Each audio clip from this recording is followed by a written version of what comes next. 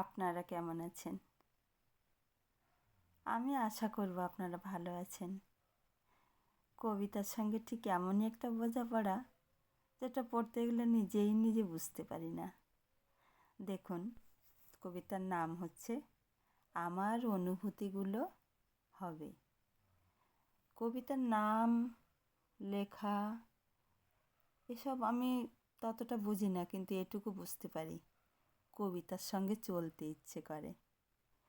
প্রতিটা কথার মানে কি সেটাও আমি হয়তো ভুল বুঝি কিংবা জানি না, কিন্তু একটুখানি ভাবতে ভালো লাগে। আমার অনুভূতিগুলো হবে।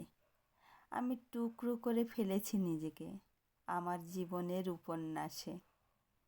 তাই অনুগল্পের বিভাজনে নিজের সাহিত্যগুণ প্রকাশ করে ইঙ্গিতের রক্ষণাবেক্ষণে আমি জমিয়ে রেখেছি আমার অনুভূতির কিছু অনুভব।